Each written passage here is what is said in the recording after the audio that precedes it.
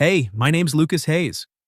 I'm 24 and I've been living in this small wooden cabin on the outskirts of Aspen, Colorado, for as long as I can remember. It's tucked right up against the edge of the forest, where the pine trees stretch out like silent guardians and the snow piles up thick in winter. I don't have much. No fancy job, no big savings, no family to speak of. My parents died in a car accident when I was just a kid, and I bounced around foster homes until I was old enough to strike out on my own. Now I make ends meet by doing odd jobs around the neighborhood. Folks call me for everything: shoveling snow off driveways, fixing leaky pipes, wiring up holiday lights, or mending fences after a storm. It's not glamorous, but it's honest work. People here are kind. They pay what they can, and sometimes they throw in a hot meal or a thermos of coffee. I guess you could say I'm the unofficial handyman of this quiet little corner of the Rockies. Most days, I don't mind the solitude. There's something peaceful about waking up to the sound of wind through the trees or the distant crunch of tires on fresh snow. I keep to myself not because I'm unfriendly, but because talking isn't my strong suit. I've got a beat-up old truck parked out front, a toolbox that's seen better days, and a routine that keeps me steady. But Christmas? That's always been the hardest time of year for me. The whole town lights up like a postcard. Strings of twinkling bulbs draped over porches, wreaths on every door, kids squealing as they build snowmen in the yards. Families gather, laughter spills out from windows, and the air smells like pine and cinnamon. Me? I go through the motions alone. Every year I drag out a scraggly artificial tree from the attic, string it with a few mismatched ornaments I've collected over time, and hang a single stocking by the fireplace. I bake a batch of sugar cookies from a recipe I found online, wrap a small gift for myself, maybe a new pair of work gloves or a book from the thrift store, and pretend it's from someone who cares. It's my way of filling the emptiness, of making the holiday feel a little less hollow. But deep down, it never quite works. The silence in the cabin just echoes louder.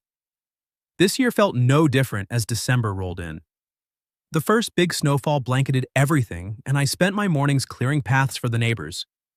There was old Mrs. Harlan down the road who always slipped me a $5 bill and a pat on the back. Mr. Jenkins needed his garage door fixed after the wind knocked it off track. And then there was the new neighbor, Madeline Brooks. She'd moved into the house next door about a year ago, the one with the wraparound porch and the big bay windows. I didn't know much about her at first, just that she was in her mid-30s, worked as an art teacher at the local community center, and kept mostly to herself. She had this sharp, elegant look about her. Dark, wavy hair that she often tied back, clear blue eyes that seemed to see right through you, and a way of carrying herself that said she'd been through some things but came out stronger. Rumor around town was she'd gone through a tough divorce and left the city to start fresh in our sleepy mountain spot. She wasn't unfriendly, but she had a reserved air, like she was building walls to keep the world at arm's length. Our interaction started small. The first time we really spoke was last winter when a storm buried her driveway under 2 feet of snow. I was out clearing my own path when I saw her struggling with a shovel, so I walked over and offered to help. She hesitated for a second, like she wasn't used to accepting favors, but then nodded with a quiet, "Thank you." It took me an hour, but by the end her drive was clear and she insisted on paying me with a plate of homemade cookies. After that, it became a pattern. I'd fix her flickering porch light or unclog a drain, and she'd repay me with a mug of hot coffee on cold mornings or a slice of pie. We'd chat briefly about the weather, the upcoming holidays, or how the forest trails were holding up after the thaw. Nothing deep, just neighborly stuff. She had this warmth beneath her guarded exterior, a subtle smile that made you feel seen without trying too hard. I found myself looking forward to those moments, even if I didn't admit it to myself. As Christmas Eve approached, the neighborhood buzzed with activity. Lights twinkled from every rooftop, carols drifted on the wind, and the scent of roasting chestnuts wafted from somewhere down the street. I was outside my cabin that evening, fiddling with a string of lights on my porch railing. The bulbs were old and finicky. One kept flickering like it was about to give up. The sun had dipped behind the mountains, painting the sky in deep purples and oranges, and the air was crisp enough to bite. I was lost in my task, trying not to think about another silent night ahead, when I heard footsteps crunching through the snow. I looked up, And there she was, Madeline, standing at the edge of my yard, dressed head to toe in a bright red Santa suit. The fuzzy white trim caught the fading light, and she had a matching hat perched on her head, complete with a pom-pom that bobbed as she walked. In her hands, she carried a small box wrapped in shiny red paper, tied with a bow. She looked ridiculous and utterly charming at the same time, her cheeks flushed from the cold, a playful glint in her eyes that I hadn't seen before. "Ho, ho, ho," she said with a grin, her voice light and teasing. "Christmas this year, what do you wish for?" I blinked, caught off guard, and let out a chuckle despite myself. "Madeline, what's all this?" She shrugged, stepping closer.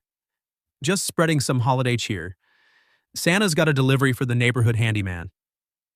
She held out the box, cookies, I guessed, from the sweet smell wafting up. But there was something more in her expression, a mix of mischief and genuine kindness. I took the box, feeling a warmth creep up my neck that had nothing to do with the cold. "Well, thanks, but you didn't have to do that." She tilted her head, the hat's pom-pom flopping sideways. "Everyone needs a little magic this time of year. So, seriously, Christmas this year, what do you wish for?"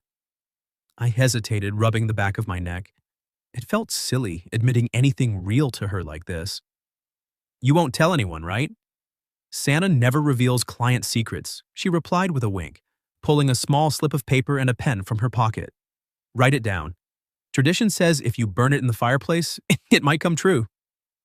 I stared at the paper for a moment, then took the pen. My hand shook a little as I scribbled, "Just wish this year I don't have to spend Christmas alone." I folded it and handed it back. She glanced at it quickly, her smile softening, then tucked it away. Before I could say anything else, she leaned in and pressed a light kiss to my cheek, soft, fleeting, but enough to send a jolt through me. "Merry Christmas, Lucas. Sleep well." And just like that, she turned and walked back through the snow to her house, the red suit standing out against the white landscape like a beacon. I stood there, frozen in place, the box of cookies still in my hands, my cheek tingling where her lips had been. As her door clicked shut, I finally went inside, staring at the fire in the hearth. For the first time in years, I wondered if maybe, just maybe, Christmas miracles were real. But as I lay in bed that night, staring at the ceiling, doubt crept in. Was it just a neighborly gesture, or something more? I didn't know, but the thought kept me awake long after the town had gone quiet. The morning after Christmas Eve dawned clear and biting cold, the kind of Colorado winter light that turns the snow into a glittering blanket under a sharp blue sky. I hadn't slept much, maybe a couple of hours at best. My mind kept replaying the scene on the porch. Madeline in that ridiculous Santa suit, the warmth of her kiss on my cheek, the way she'd looked at me before walking away. It felt like a dream, or maybe just a kind gesture from a neighbor trying to spread some cheer. By the time the sun crept over the pines, I'd convinced myself it was nothing more. People do silly things during the holidays.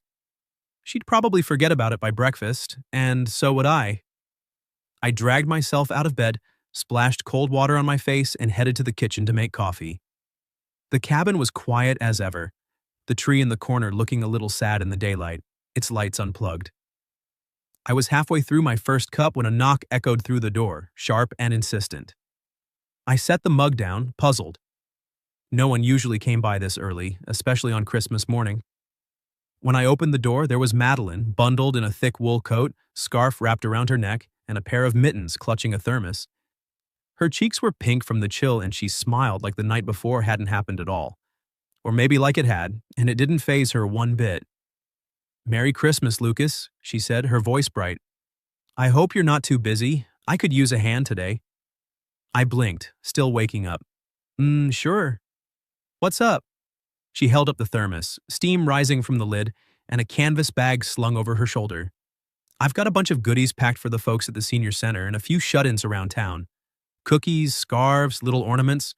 Thought we could deliver them together. You know the roads better than I do, and, well, it's more fun with company." I hesitated, glancing back at my empty cabin. My plan for the day had been the usual. Tinker with some tools in the shed, maybe take a walk in the woods, pretend the holiday wasn't weighing on me. But something in her eyes, eager, almost hopeful, pulled at me. Yeah, all right, give me 5 minutes to grab my coat. We loaded up my truck with her bags and headed out, the tires crunching over the fresh snow. The first stop was Mrs. Harlan's place, the widow down